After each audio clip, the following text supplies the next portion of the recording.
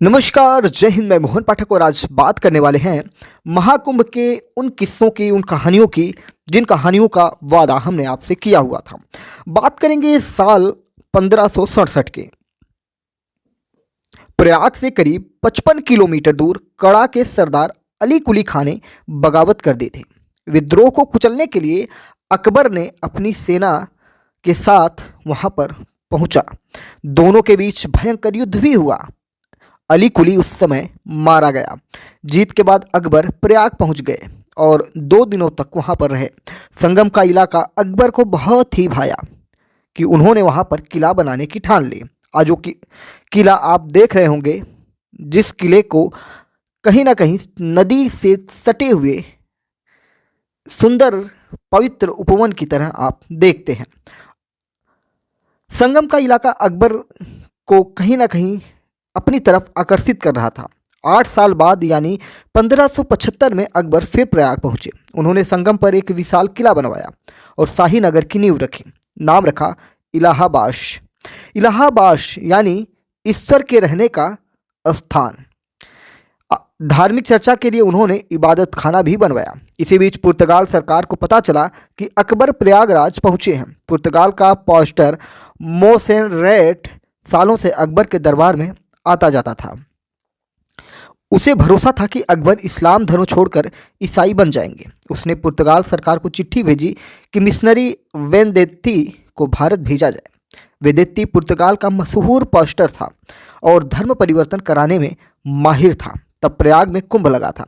एक तरफ लाखों हिंदू संगम में डुबकी लगाने जा रहे थे और वहीं दूसरी तरफ इबादत खाने में ईसाई प्रचारक अकबर का धर्म बदलवाने में जुटे हुए थे। अकबर उनकी मंशा को भांप चुके थे। उन्होंने धर्म नहीं बदला।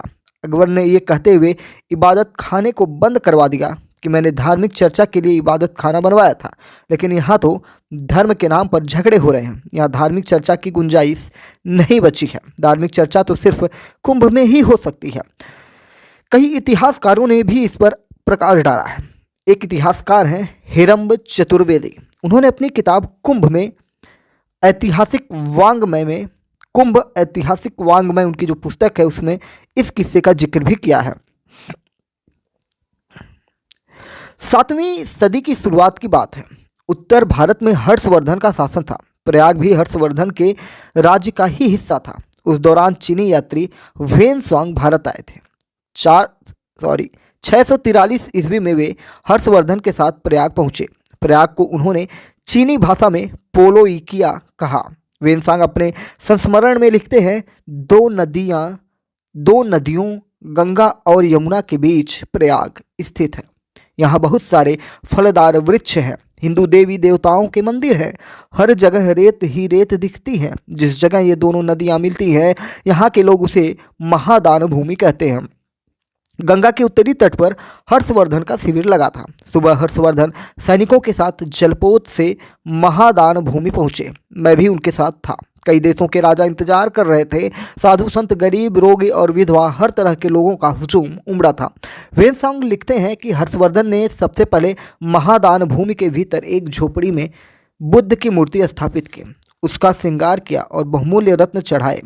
तरह तरह के वाद्य यंत्र बजाए गए। राजा ने कपड़े, रत्न और भोजन लोगों के बीच बांटे। दूसरे दिन उन्होंने सूर्य की मूर्ति और तीसरे दिन महादेव की मूर्ति स्थापित की। चौथे दिन बौद्ध भिक्षुओं को सोने के सिक्के बांटे। इसके बाद साधु संतों को बहुमूल्य रत्न दिए। फिर विधवा, अनाथ और रोगियों को दान दिया। इस तरह लगातार 74 दिनों तक हर्षवर्धन दान करते रहे। उन्होंने पूरा खजाना खाली कर दिया। अंत में अपना मुकुट भी दान कर दिया। हर्षवर्धन हर 6 साल बाद संगम आते और सब कुछ लुटाकर चले जाते। तब बड़ी संख्या में लोग वहां स्नान दान के लिए जुटते थे।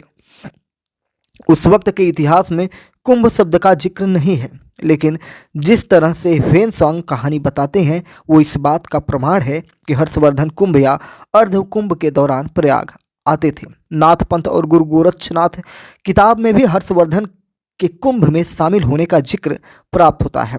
किताब के मुताबिक हर्षवर्धन के समय कुंभ में दशनामी प्रमुख डेरे पर 52 मढ़ियों का प्रतीक, 52 हाथ ऊंचे खंभे पर 52 हाथ लंबा गेरुए वस्त्र की ध्वजा लगाई जाती थी। हर्षवर्धन की फौज इन ध्वजाओं को संभाल नहीं पा रही थी, जिसके बाद नागा सन्यासियों ने कुंभ में धर्म ध्वजा संभालने का जिम्मा उठाया। उसी समय से नागा सन्यासी परंपरा में धर्म ध्वजा फहराने का प्रचलन चालू हो जाता है। ह्वेनसांग लिखते हैं, हर्षवर्धन के महादान के दौरान सैकड़ों लोग संगम में स्नान करते थे।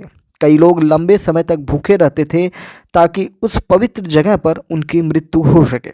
कई लोग 7 दिनों तक चावल का एक दाना खाकर रहते थे। उनका मानना था कि संगम तट पर प्राण त्यागने से स्वर्ग मिलेगा, पापों से मुक्ति मिलेगी। प्रयागराज और कुंभ किताब में कुमार निर्मलेंदु लिखते हैं, 8वीं सदी की बात है। भारत में बौद्ध धर्म तेजी से फैल रहा था। कई लोग वैदिक धर्म छोड़कर बौद्ध बन चुके थे। वैदिक संत कुमारिल भट्ट इससे दुखी थे। वे बौद्ध मत का खंडन करना चाहते थे, लेकिन इसके लिए बौद्ध मत को समझना जरूरी था।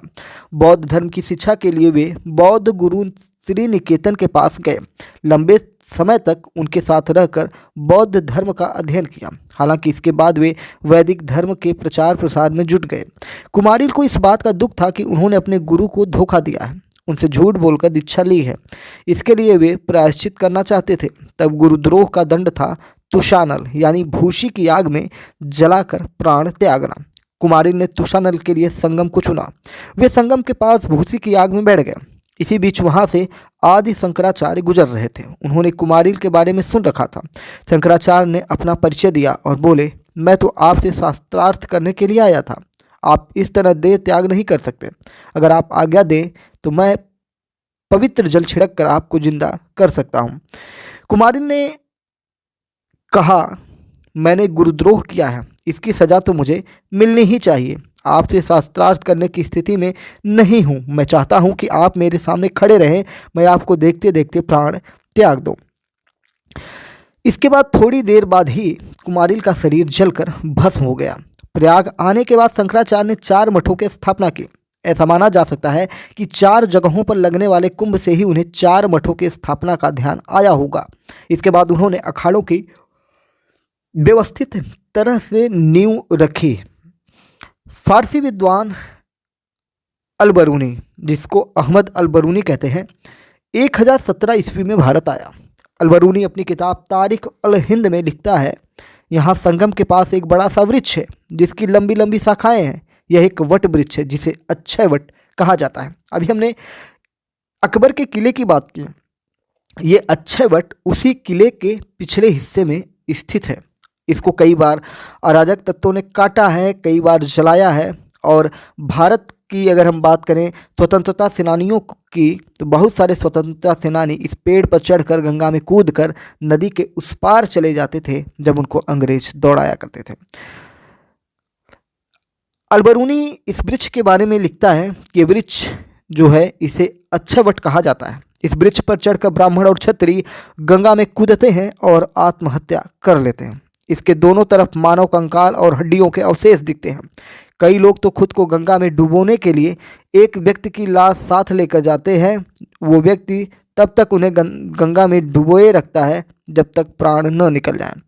हकीम शम्स उल्ला कादरी की किताब तारिख ए हिंद में लिखा हुआ है, उसके मुताबिक जहांगीर ने अक्षय वट को कटवा दिया था। जैसा कि मैंने आपको अभी बताया था कि अक्षय वट को कई बार काटा गया था, जलाया गया था, तो उसने जहांगीर ने अक्षय वट को कटवा दिया था। उसने उस जगह को लोहे की मोटी चादर से ढकवा दिया था ताकि दोबारा वृक्ष बाहर नहीं निकले, लेकिन इसकी कोपलें भी पनप गईं। उसके बाद जहांगीर ने कहा था कि हिंदुत्व कभी मरेगा नहीं, ये पेड़ इसका सबूत है। पद्म पुराण में अक्षय वट को तीर्थराज प्रयाग का छत्र कहा गया है। मान्यता है कि इस वृक्ष को सीता ने आशीर्वाद दिया था कि प्रलय काल में जब धरती जलमग्न हो जाएगी और सब कुछ नष्ट हो जाएगा, तब भी अक्षय वट हरा भरा रहेगा। 1583 में अकबर ने प्रयाग में किला बनवाने के बाद अक्षय वट को भी किले के अंदर रख लिया। मुगलों ने अक्षय वट के दर्शन पर रोक लगा दी। यह रोक अंग्रेजों के दौर में और उसके बाद भी जारी रहा। और इसको खोलने वाला कौन था? भारत का वो यशस्वी प्रधानमंत्री जिसे हम कहते हैं नरेंद्र मोदी। नरेंद्र दामोदर दास मोदी के नेतृत्व में 2019 में इसे आम लोगों के दर्शन के लिए खोल दिया गया और इसका प्रथम दर्शन भी प्रधानमंत्री नरेंद्र मोदी ने ही किया था, जिसको आप यूट्यूब पर सर्च कर के देख भी सकते हैं। वो भी आपका एक ऐतिहासिक प्रमाण हो जाएगा। कुंभ मेले में लूटपाट करने के लिए तैमूर लंग आया हुआ था, लेकिन उसके साथ क्या हुआ? भारत में कुंभ में लिखते हैं प्रोफेसर धनंजय चोपड़ा, जो इलाहाबाद विश्वविद्यालय के प्रोफेसर हैं। 1398 में समरकंद के आक्रांता तैमूर लंग ने हरिद्वार के कुंभ में लूटपाट की। कुंभ 4 जगहों पर लगते हैं, प्रयागराज, हरिद्वार, नासिक, उज्जैन, जिसमें से हरिद्वार में लूटपाट की, साधुओं का नरसंहार किया। इस किस्से का जिक्र तैमूर ने अपनी आत्मकथा तुजुक ए तैमूरी में भी किया हुआ है। तैमूर लिखता है, मलिक शेख पर फतह करने के बाद मुझे खुफिया जानकारी मिली कि यहाँ से 2 कोस की दूरी पर काफ़ी संख्या में हिंदू लोग अपनी पत्नी और बच्चों के साथ इकट्ठा हुए हैं। उनके पास अथाह धन दौलत और पशु हैं। मैंने तीसरे पहर की नमाज अदा की और अमीर सुलेमान के साथ दर्रा एक कुटिला की ओर रवाना हुआ। तैमूर लंग ने मेले में लूटपाट की, मंदिर तोड़े, महिलाओं को बंधक बनाया। नागा साधुओं को जब पता चला तो वे तलवार भाला लेकर तैमूर की सेना पर टूट पड़े। मजबूरन तैमूर हार कर भाग खड़ा हुआ। कोठारी महंत शिवानंद के मुताबिक 16वीं सदी में गुरु नानक देव के बेटे श्रीचंद देव ने उदासीन संप्रदाय की नींव रखी। वे धर्म प्रचार के लिए अलग अलग जगहों पर जा रहे थे। इसी दौरान वे लाहौर पहुंचे। मुगल बादशाह जहांगीर को पता चला कि श्रीचंद देव यहाँ आए हैं। उन्होंने बुलावा भेजा। इसको लेकर एक चर्चित किंवदंती है कि जहांगीर के दरबार में पहुंचते ही श्रीचंद देव ने अपनी गुदड़ी कमलासन नाम के शिष्य को दे दी। कमलासन ने गुदड़ी जमीन पर रख दी। अचानक गुदड़ी में कंपन होने लगा। यह देखकर जहांगीर हैरान हो गया। तब श्री चंद्रदेव ने कहा कि गुदड़ी, तुम बादशाह को अपना परिचय दो। बादशाह का शरीर कांपने लगा, आंखें लाल हो गई, शरीर तपने लगा। बादशाह दर्द से कराह उठा। उसने श्री चंद्रदेव से कहा कि वह इस दर्द से मुक्ति दिलाए। श्री चंद्रदेव ने जैसे ही हाथ से कुछ इशारा किया, बादशाह का दर्द दूर हो गया। श्री चंद्रदेव ने बादशाह से बताया कि यहाँ आने के पहले वे बीमार थे, उन्हें तेज बुखार था। उन्होंने बुखार से कह रखा था कि जब तक मैं बादशाह के दरबार में रहूं, तुम गुदड़ी में रहना। शाहजहां इससे काफ़ी प्रभावित हुआ और श्री चंद्रदेव को 700 बीघा जमीन दान कर दी। आगे चलकर ये जमीन उदासीन अखाड़े को प्राप्त होती है। इसी तरह की और भी कहानियाँ मुगलों या इस्लामिक आक्रांताओं से जुड़ी हुई है। इसमें औरंगजेब से भी एक कहानी निकलती है।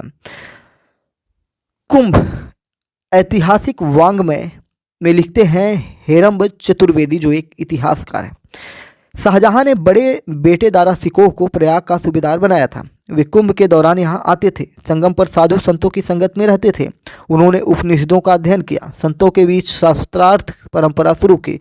हालांकि उनके छोटे भाई औरंगजेब ने गद्दी हथिया ली। इससे साधु संतों को काफ़ी तकलीफ पहुंची।